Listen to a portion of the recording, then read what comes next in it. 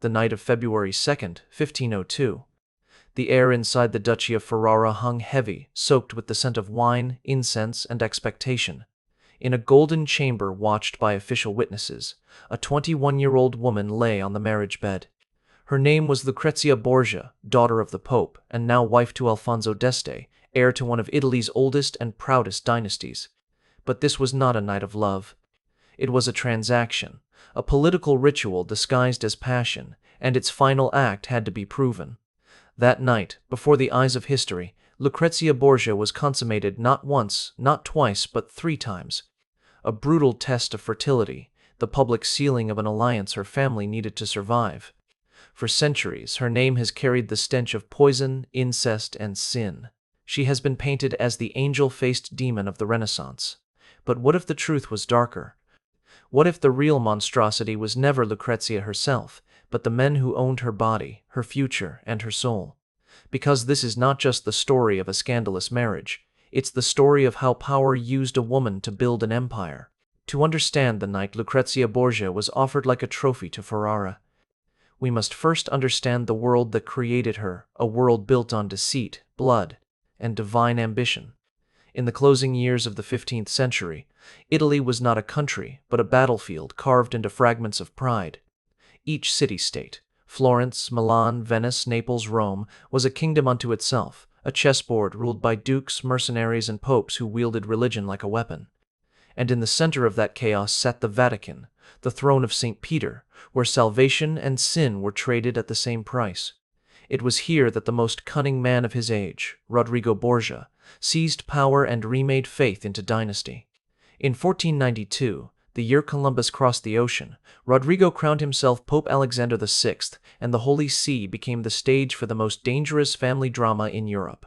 For Alexander, holiness was merely a costume draped over hunger. He saw the papacy not as a calling from God, but as the ultimate prize, a means to raise his children into sovereigns who would rule through manipulation, gold, and fear. He had no royal lineage, no inherited armies, no divine right. What he had was sharper, intelligence that cut like steel, and children who would serve as the hands of his ambition. He forged them into extensions of himself, generals, diplomats, seducers. The Borgias would not conquer by faith alone. They would conquer by turning blood into currency. And at the heart of his grand design stood 2 luminous creatures, his son, Cesare Borgia, and his daughter, Lucrezia. Cesare was the blade of the family, the kind of man who smiled while plotting the death of kingdoms. Once ordained as a cardinal, he despised the cassock that bound him to God. He longed not for prayers, but for conquest. His mind was that of a strategist, his heart that of a predator. He believed Italy could be united only through fear and steel, and he meant to wield both. When he rode into battle, he did not fight for Rome or for Christ, but for the rising empire of the Borgias, an empire that had no altar but power itself. And in his shadow, like the reflection of a blade in sunlight, stood Lucrezia, the golden pawn, radiant, educated, and dangerously useful. She was beauty fashioned into strategy.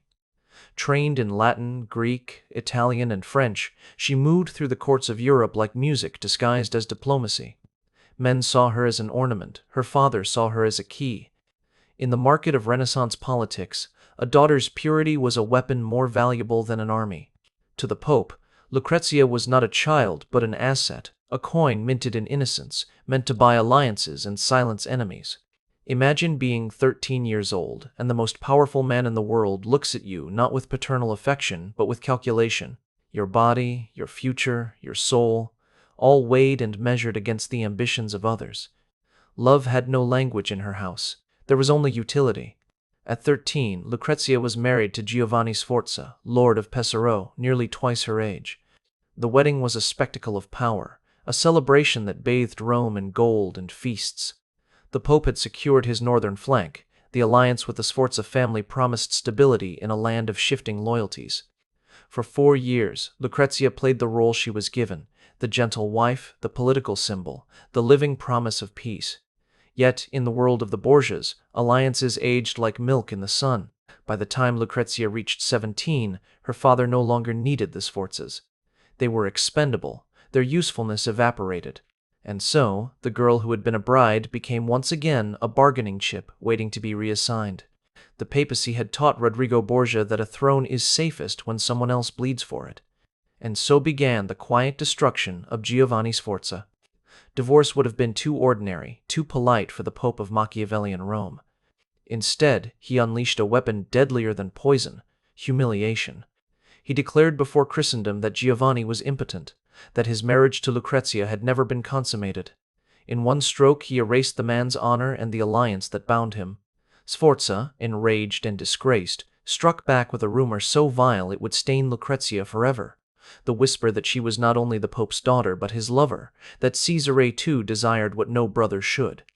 It was a lie born from vengeance, but one so fitting to the family's reputation that the world embraced it as truth. And thus, the legend of the Borgia sins began to take its monstrous shape. The rumor of incest spread like wildfire through the marble corridors of Europe, staining Lucrezia's name before she even understood what reputation meant. It was not merely gossip, it was a weapon, one sharper than any dagger her brother might wield. Giovanni Sforza, humiliated and stripped of power, had chosen to destroy his young wife not through battle but through words that could not be unsaid. His vengeance found an audience eager for scandal. The Borgias had made too many enemies, and in the whispers of perversion and sin, their rivals found vindication. Lucrezia, barely 17, was declared Virgo intacta by the papal court, an absurd performance staged to legally annul her marriage. The entire world knew it was a lie, but in the theater of power, truth was irrelevant. Her husband was ruined, her father triumphant, and she still a child, was returned to Rome as a pawn that could be played again. Yet something had changed in her eyes. The girl who once obeyed without question had begun to understand the brutality of the game she was born into. In Rome, beneath frescoes painted to glorify saints and martyrs, Lucrezia learned what it meant to survive among wolves. She had been used as a token once. She knew she would be used again. Her brother Caesare, now freed from his robes of priesthood, had become the most feared commander in Italy. His military campaigns were carving new territories, and his ambitions reached as far as his sword could strike. The Borgia Empire was expanding, and new alliances were required to keep it intact. Lucrezia was no longer seen as a girl disgraced by rumor, but as a political instrument to be reforged. And so, barely healed from one public humiliation, she was promised again, this time to Alfonso of Aragon, Duke of Bisegli, a young nobleman whose bloodline connected her to the powerful kingdom of Naples. The arrangement was meant to seal peace in the south, but destiny, for once, chose to intervene with something the Borgias never accounted for: love. Alfonso was not like the men who had used her name for profit.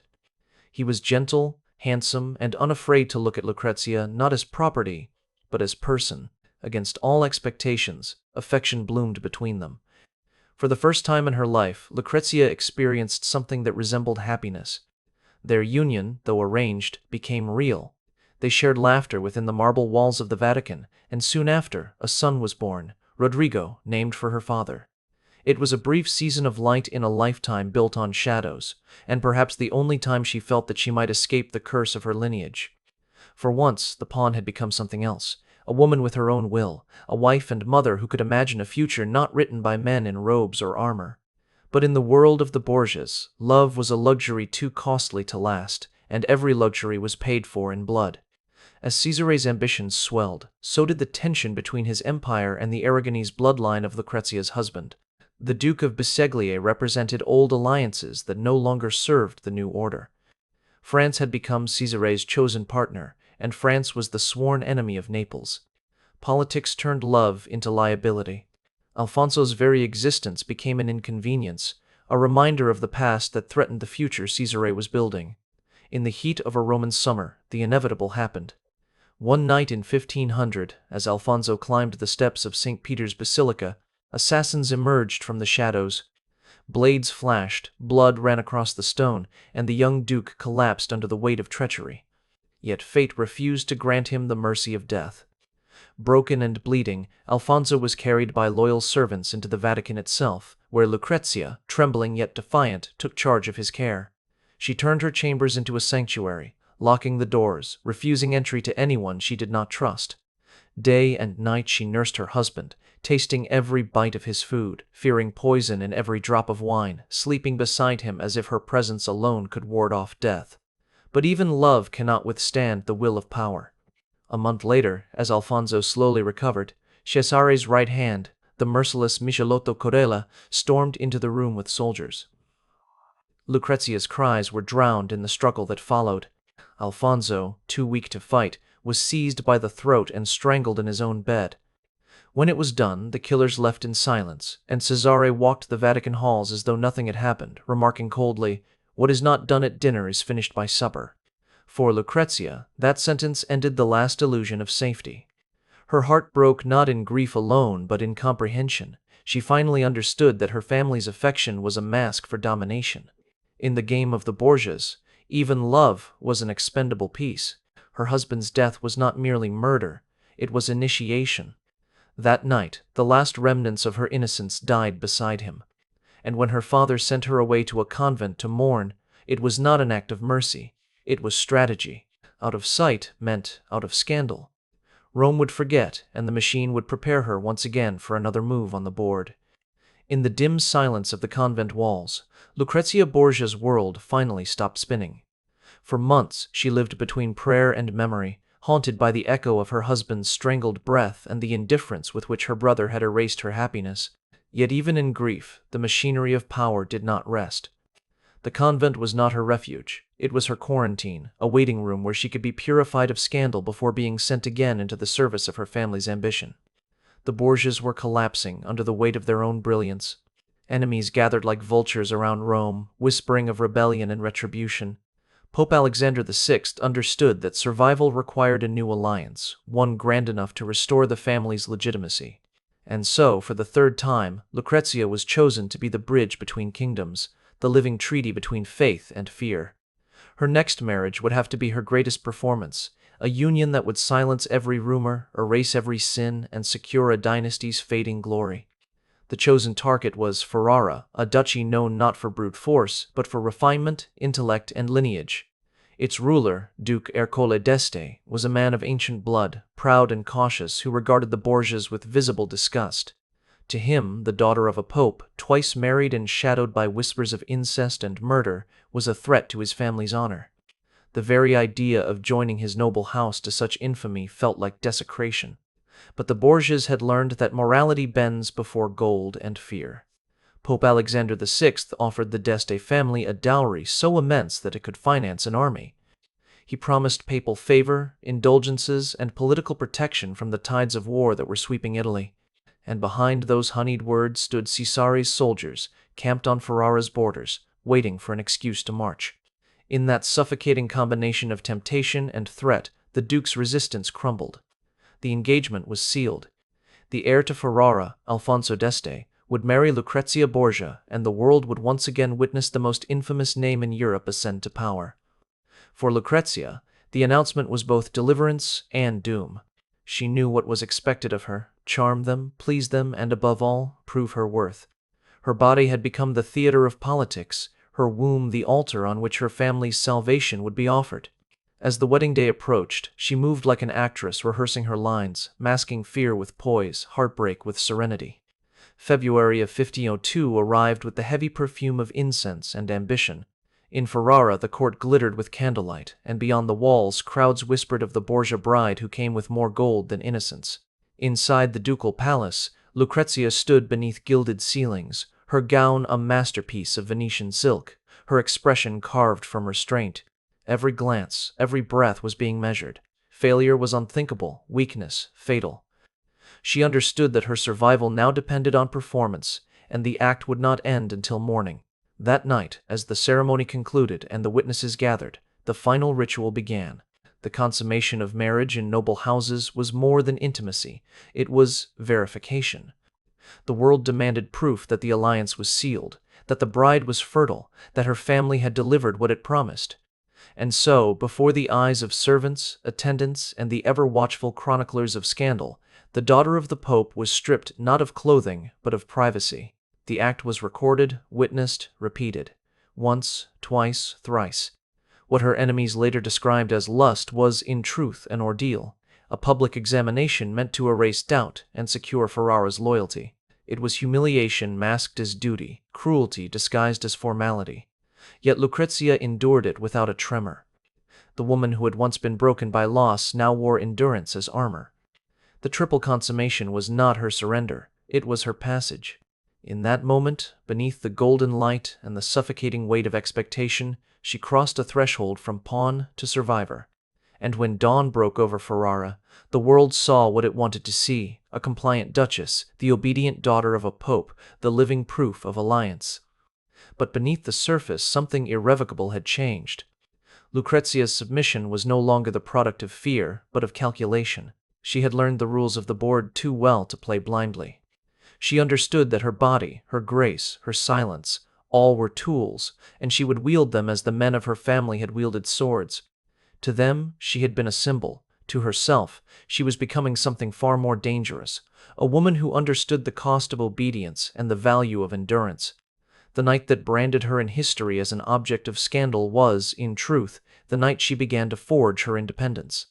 From the ashes of humiliation, Lucrezia Borgia began to rise, not as the temptress her enemies imagined, but as the strategist her lineage demanded. She had paid the price of obedience in full, and now she intended to collect its reward. When Lucrezia entered Ferrara as its new duchess, she crossed more than a border. She stepped into a new existence where her name no longer had to echo beneath the shadow of her father or her brother. Ferrara was not Rome. Its court prized intellect and elegance over manipulation, art over deceit, refinement over terror. For the first time in her life, Lucrezia breathed air that was not thick with schemes. Though her marriage to Alfonso d'Este had begun as a political exchange, it slowly transformed into a coexistence of mutual respect. The court that had once eyed her with suspicion began to admire her composure, her education, her quiet grace that carried a kind of wounded wisdom. The people whispered of her beauty, but they soon came to speak of her intelligence, her ability to command affection without force, and her talent for turning hostility into loyalty. In the glittering halls of Ferrara, where poets and philosophers gathered under candlelight, Lucrezia built a reputation that eclipsed the grotesque legends tied to her name. Away from Rome's poisonous politics, she began to reshape her image not through words, but through creation. She invited musicians, painters, and scholars to her court, transforming Ferrara into a sanctuary of the arts. Her salons became places where ideas breathed freely, untouched by the venom of papal intrigue. She learned to rule not through fear, as Caesar had, but through charm and intelligence. Her husband, initially cautious, grew to trust her judgment and rely on her diplomatic instincts. She became a bridge between courts, mediating disputes, soothing tensions, and ensuring that Ferrara remained a haven of stability amid the chaos of Italy's warring states. The same grace that had once been exploited now became her shield and her strength. She no longer needed to survive by obedience alone. She had learned to lead by subtlety, by understanding the hearts of those around her better than they understood their own. But even as Ferrara flourished under her influence, the great house of Borgia began to crumble. In 5003, her father, Pope Alexander VI, the architect of her destiny, succumbed to illness. Some said malaria, others whispered poison. His death was the first crack in the empire he had built with deception and devotion. Without the shield of papal authority, Cesare's dominion began to collapse, like a cathedral built on sand. Allies abandoned him, enemies multiplied, and the name that had once terrified Italy now became a curse. As the Vatican turned against the memory of Alexander's reign, the Borgias were hunted by their own legacy. Lucrezia, safely distant in Ferrara, could only watch from afar as the storm consumed everything that had defined her childhood. Her father's death was not merely a personal loss, it was liberation wrapped in mourning. For the first time, she was no longer anyone's bargaining chip, no one's pawn. Yet, freedom, she discovered, comes with its own loneliness. News of Caesare's downfall reached her like a phantom whisper through the marble corridors of her palace. Once a prince of the church, then a warlord feared across Italy, he was reduced to a fugitive. He was captured, escaped, and finally met his end. Not in a grand battle, but in a petty skirmish on foreign soil, bleeding into the dust of Spain. The sword of the Borgias was broken. And so, with the death of her brother and father, The dynasty that had devoured Europe's attention for a generation disintegrated into myth. Yet amidst that ruin, one Borgia survived, not by conquering, but by enduring. Lucrezia's survival became her quiet rebellion. She governed Ferrara in her husband's absence, balanced accounts, negotiated treaties, and managed estates with prudence and mercy. She proved that she was not the monster her enemies imagined, nor the puppet her family had designed. The city loved her not for her name, but for her humanity. The scandalous bride had become a sovereign in all but title. Still, beneath the elegance of Ferrara's golden evenings, she carried the ghosts of Rome. Every festival, every song of praise, was haunted by the memory of what she had endured to reach this peace. Perhaps she understood that redemption in her world was not innocence restored, but strength born from pain. The same world that once mocked her as a harlot of politics now sent envoys seeking her counsel. She had outlived the men who had shaped her fate, and by doing so, rewritten her legacy. And as she walked through the courtyards of her palace, hearing the distant laughter of her children and the murmurs of poets who wrote verses in her honor, she must have known that history would still twist her story. But she no longer needed to fight it. Her survival itself was defiance enough. As the years drifted quietly through the marble halls of Ferrara, Lucrezia Borgia transformed from scandal into serenity. The woman who had once been passed from man to man as a living treaty now reigned in her own right, not through decree or fear, but through presence. Her grace had become legend, her intelligence undeniable. She had turned the weapons once used against her, beauty, charm, lineage, into the tools of survival and, eventually, respect. To her people, she was no longer the daughter of corruption, but the duchess who ruled with patience and understanding. The same court that had once whispered that her touch carried poison now praised her compassion and mourned her sorrows. Yet, beneath the calm surface of her rule, she remained haunted by the ghosts of a youth spent in the service of power. She had outlived her father, the man who had seen her as a pawn, and her brother, the man who had turned affection into control, but she could never escape the truth that she had been forged by them. Every act of kindness she offered carried the echo of the cruelty that had once surrounded her, as though she were forever trying to redeem the sins of her family through gentleness. Ferrara flourished under her guidance. The arts blossomed, scholars found refuge, and musicians gave life to the silent corridors of her palace. The duchy became known as a beacon of Renaissance brilliance, a place where culture thrived even as war and ambition consumed the rest of Italy. When Alfonso rode to battle or traveled to other courts, it was Lucrezia who held the reins of governance, balancing justice and mercy with a steady hand. She ruled as she had once survived, quietly, gracefully, and with an unspoken understanding of how fragile power truly was. The same woman who had once been displayed for the pleasure of political witnesses now presided over poets and painters who immortalized her name, not as an object of scandal, but as a muse. Her story, once written by men in whispers of sin, was being rewritten in brushstrokes of reverence and admiration. But fate, ever consistent in its cruelty, did not allow her peace to last forever. By the time she reached her late 30s, the years of loss, childbirth, and silent endurance had worn her thin. In 1509, after giving birth to her last child, she fell ill with a fever that her physicians could not cure. For days the court of Ferrara held its breath as prayers rose from every church and chapel. The woman who had survived betrayal, humiliation, and heartbreak lay still, her body surrendering to the one enemy she could not outmaneuver: time. On June 24th, at the age of 39, Lucrezia Borgia drew her final breath. Her husband mourned deeply, her subjects wept, and even her enemies, who had once cursed her name, spoke of her with reluctant respect. In the quiet that followed her death, Ferrara lost not only a duchess, but the heart that had given it grace. The daughter of a pope, once condemned as the embodiment of sin, had died as a woman beloved by her people. Her legacy, however, refused to rest in peace. The centuries that followed twisted her memory into legend. Some called her a temptress, others a saint. Artists painted her as both angel and demon. Historians debated her guilt and innocence, and writers filled libraries with contradictions. But behind all the exaggerations and myths, a single truth endured. Lucrezia Borgia had lived as few women of her time ever could. She had been used, discarded, and condemned, Yet she had turned her suffering into strength. She had learned to play the game that was designed to destroy her, and, in doing so, outlasted the men who had thought her powerless. The Golden Pawn, as history remembered her, had found a way to move across the board until she stood as queen in her own quiet realm. Perhaps that is why her story still captivates the modern world, not because of the poison or the rumors of sin, but because it is the story of transformation. It is the journey of a woman who was taught to obey yet learned to command, who was stripped of freedom yet discovered power within restraint. Her life was not a tragedy, though it was filled with sorrow. It was a demonstration of endurance, of the ability to survive when survival itself seemed impossible. And as her name echoes through time, shimmering between truth and legend, she stands as proof that even in the darkest games of history, there are those who find a way to rewrite their fate. So, the next time you hear the name Lucrezia Borgia, do not think only of scandal or seduction. Think of the girl who became a weapon, the woman who became a ruler, and the soul who refused to be forgotten. Her story is not a tale of sin.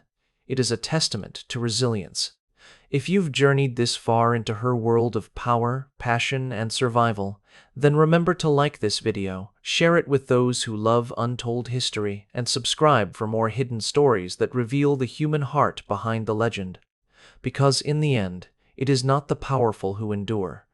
It is the survivors who become immortal.